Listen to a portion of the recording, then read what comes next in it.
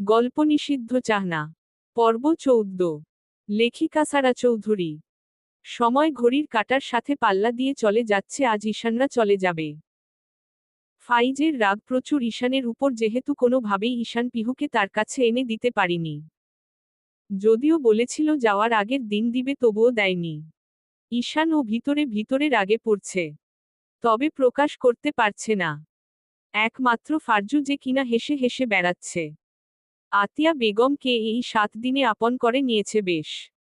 তাই তো সকাল সকাল এক ঝুল কেঁদেছে দুজনে। পিহুর চোখেও পানি ফারজুর জন্য। ঈশানের উপর রাগ থাকলেও ফারজুর মুগ্ধ আচরণের কারণে পিহুর মনে জায়গা কিনে নিতে পেরেছে সে। বাইরে গাড়ি এসে দাঁড়ায় বেশ কিছুক্ষণ আগেই। যেহেতু সাদির এসবে ইন্টারেস্ট নেই, তাই সে আজ বিছানা ছেড়ে উঠে নাই। ভেবেছে ঈশানরা চলে যাওয়ার পরেই বিছানা ছাড়বে। সকাল সকাল ওদের মুখ দেখবে না। সাদি এখনো জানে না ঈশানের এখানে আসার আসল রহস্য কি। তবে এটা সে বুঝেছে, কোনো কারণ ছাড়া ঈশান চৌধুরী কিছু করে না। ফারজু ফাইজে কে একে গাড়িতে সব ল্যাগেজ তুলতে শুরু করে। সব শেষ করে গাড়িতে উঠে বসে তারা। ঈশান ও বিদায় নেয় সবার থেকে। শেষ মুহূর্তে পিহু আর সামনে আসে না। ঈশান ভিতরে এসে ইলিয়াস চৌধুরীকে জড়িয়ে ধরে। ইলিয়াস চৌধুরী ও ছেলেকে আবেগে বুলে টেনে নেয়। তখন ঈশান কান্নার মাঝেও শয়তানি হাসি দিয়ে ফিসফিস করে কিছু একটা বলে ইলিয়াস চৌধুরীর কানের কাছে। কথাটি বলে ঈশান পা বাড়ায় বাইরে গাড়ির দিকে। এদিকে ইলিয়াস চৌধুরী যেন নিশ্চুপ হয়ে গেছে ঈশানের কথা শুনে। কি বলে গেল ছেলেটা? মাথার উপর দিয়ে গেল যেন। হঠাৎ দরজায় কলিং বেলের আওয়াজে পিহুর ধ্যান ফিরে আসে। কল্পনার জগৎ থেকে বাস্তবে চলে আসে। পিহুর চোখের কোণে নোনা জল চিকচিক করছে। হয়তো কোনো বাধার জার্নি গড়িয়ে পড়েনি। পরপর কয়েকবার কলিং বেল বেজে চলছে। পিহু বিরক্ত হলো বেশ। বিছানা থেকে নেমে মাথায় উড়না উঠিয়ে দিল। বারান্দার দিকে এক পলক তাকিয়ে দেখল শহরে আধার নেমেছে। ব্যস্তময় শহর আরও ব্যস্ত হয়ে গেছে এই রাতে। পিহু ধীরে ধীরে হেঁটে চলল সদর দরজার দিকে। পিহু দরজা খুলতেই চোখ পড়ে নিরস মুখে দাঁড়িয়ে থাকা সাদির দিকে। চোখের নিচে কালো হয়ে গেছে ফরসা মুখশ্রী, কেমন যেন ফ্যাকাশে হয়েছে। দাড়িগুলো বড় হয়েছে। চুলগুলো এলোমেলো। কেমন জানি পাগল পাগল লাগে পিহুর কাছে এই সাদিকে। দিন দিন কেমন জানি হয়ে যাচ্ছে মানুষটা। সব সময় টাইম মেইনটেইন করা মানুষটাও আজ কেমন অগোছালো হয়ে গেছে। ঠিক মতো খাই না, হয়তো ঘুমাইও না, কোনো দিন নেশায় আসক্ত হয়ে যায়। যদিও পিহুকে বুঝতে দেয় না, তবুও পিহুর অষ্টাদশী মন সব বুঝে যায়। পিহু দরজা থেকে সরে দাঁড়াতেই সাদি ঘরের ভিতর প্রবেশ করে। সাদির হাতে বেলি ফুলের গাজরা। সাদি ডাইনিং টেবিলের উপর গাজরাটা রেখে সোজা নিজের রুমে চলে গেল। মুখ দিয়ে কোনো কথাও বলল না, চোখ তুলেও তাকালো না পিহুর দিকে। পিহু দরজা বন্ধ করে এগিয়ে আসে টেবিলের দিকে, সেখান থেকে ফুলের গাজরা টানিয়ে খুব সুনিপুণভাবে আটকায় নিজের খোপায়। এটা তার নিত্যদিনের কাজ। যদিও প্রথম প্রথম ইচ্ছা হতো না, শুকিয়ে যেত।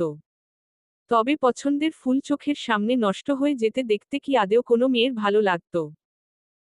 আর সে জানে, সে পড়ুক আর না পড়ুক, যেদিন থেকে সাদি শুনেছে বেলি ফুলের গাজরা তার পড়তে ভালো লাগে, সেদিন থেকেই আনে।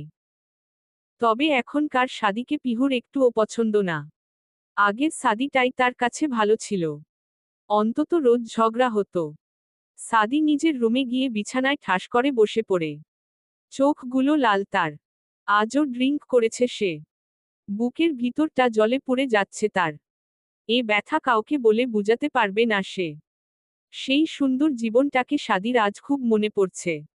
তবে আজ খালি হাহাকারই ফিরে আসছে। সাদি আর বসে না, ওয়াশরুমে গিয়ে ফ্রেশ হয়ে নেয়। এই অ্যালকোহলও তাকে সাময়িক শান্তি দিতে পারে না। সাদি টাওয়েল দিয়ে মুখ মুছতে মুছতে রুম থেকে বেরিয়ে হলো রুমে আসে। পুরো হলো রুমে এক পলক তাকিয়ে দেখল রান্নাঘরে আলো জ্বলছে, তাহলে সেখানেই পিহু। সাদি গিয়ে ডাইনিং টেবিলে বসে। সে জানে সে না খেলে এই মেয়েটাও আজ আর খাবে না। হুট করেই মেয়েটা চেঞ্জ হতে শুরু করেছে। আসলেই কি চেঞ্জ হচ্ছে, নাকি এটা তার মতিভ্রম? পিহু রান্না ঘর থেকে খাবার নিয়ে এসে সাদির সামনে রাখে। তার নিজেও খেতে বসে কোনো কথা না বলে। ইচ্ছাও হয় না মাঝে মাঝে। সব ঠিক থাকলে হয়তো এই জীবন থেকে কবেই মুক্তি পেত সে। পিহুর সারাদিনই মন খারাপ থাকার কারণে এখন খাবার ইচ্ছা নেই। তবুও খাচ্ছে। কারণ জানে সে না খেলে সাদি খাবে না। আর মামনিও সব সময় সাদিকে খাওয়াতো। পিহুর সাদির উপরে রাগ থাকলেও কেন জানি তা সব সময় আসে না। সে জানে সাদি না খেয়ে তেমন থাকতে পারে না। তাই তো খাই। খাবার টেবিলে কেউ কোনো কথা বলে না।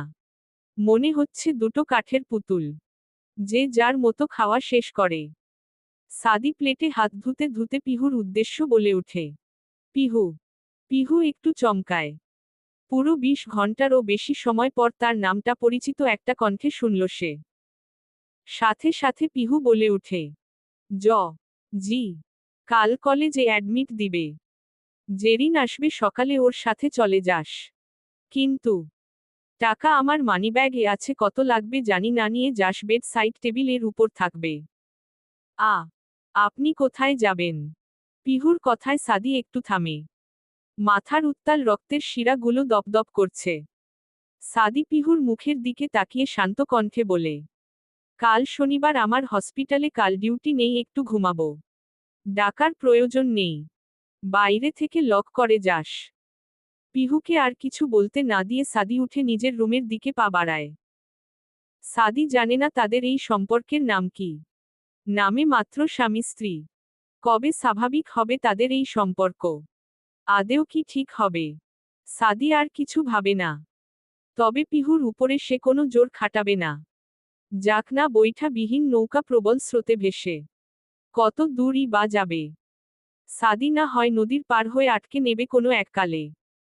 সাদি চলে যেতেই পিহু ও সব গুছিয়ে লাইট নিভিয়ে নিজের রুমের দিকে পা বাড়ায়। যদিও জানত কাল তার কলেজে যেতে হবে। তবে সাদি জানে এটা ভালোই হয়েছে। পিহু নিজের রুমের লাইট নিভিয়ে তলিয়ে যায় ঘুমের অতলে। নতুন একটা দিনের সূচনা হয়েছে ধরণীতে। আজ বেশ চকচকা সূর্য উঠেছে, রোদটাও বেশ কড়া। কলেজ মাঠের সেই চেনা পরিচিত জলপাই গাছের নিচে দাঁড়িয়ে আছে পিহু আর জেরিন। হাতে অ্যাডমিট কার্ড। সামনের মাসের 12 তারিখে পরীক্ষা শুরু। হাতে মাত্র কয়েকদিন। পিহুদের থেকে কয়েক ফুট দূরে দাঁড়িয়ে আছে নাবিল। ছেলেটার চুলগুলো কেমন উস্কো খুস্কো। কেমন জানি দেখা যায়। যেদিন থেকে শুনেছে পিহু সাদির বউ, সেদিন থেকেই কেমন জানি হয়ে গেছে। নাবিল ঘাড় কাত করে পিহুর দিকে তাকিয়ে ছোট্ট করে বলল, কেমন আছো? আলহামদুলিল্লাহ। আপনি?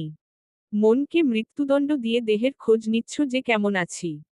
নাবিলে কথাটা যেন পিহুর বুকে গিয়ে লাগল। সে তো নাবিলকেই চেয়েছিল। তবে এই বিবাহ বন্ধন থেকে বের হতেও পারবে না। পুরো 20 বছরের চুক্তি করা কাবিননামায় কোনোভাবেই বের হওয়ার উপায় নেই।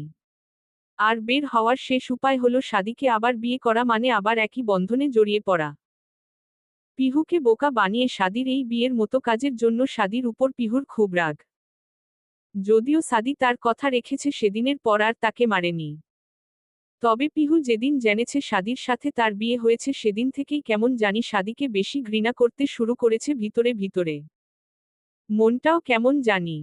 বিবেক বলে এক, মন বলে আরেক। পিহুকে চুপ থাকতে দেখে জেরিন বলে, তাহলে পিহু চল এবার আমরা এগোই। নাবিল ভাইয়া আপনিও বাসায় যান। নাবিল পিহুর দিকে এক পলক তাকিয়ে বলে, পিহু একটা কথা জিজ্ঞাসা করি। পিহু জিজ্ঞাসা সূচক মুখ নিয়ে পিহুর দিকে তাকাতেই নাবিল বলে ওঠে, তুমি কি সত্যিই সাদি ভাইয়ের সাথে সুখে আছো? আমার কেন জানি বিশ্বাস হয় না। দেখো না আমি সুখে নাই তোমারে ছাড়া। তুমি কিভাবে সুখে আছো আমারে ছাড়া? বলো পিহু বলো। পিহু কিছু না বলে জেরিনের হাত ধরে হাঁটা শুরু করে, মাথা নিচু করে। সে বুঝতে পারছে না কি হচ্ছে তার সাথে। সে কিছুতেই বর্তমানকে মেনে নিয়ে ভবিষ্যতে এগিয়ে যেতে পারছে না। বুক ফেটে কান্না আসছে তার। পিহুকে চলে যেতে দেখে সাদি কষ্টের এক দলা দীর্ঘশ্বাস ছাড়ল। নিজের উপরেই হাসি আসছে তার। সব কেমন এলোমেলো হয়ে গেল। নাবিল পিছলে হেসে বিড়বিড় করে বলে উঠল, তুমি ছিলে সেই ফুটন্ত গোলাপ যাকে আমি আমার বুক পকেটে রাখার আগেই অন্য কারোর বুক পকেটে নিজের সৌন্দর্য ছড়িয়ে দিয়েছ। চলবে। গল্পটা কেমন লাগলো জানাবেন ও সাবস্ক্রাইব করতে ভুলবেন না প্লিজ।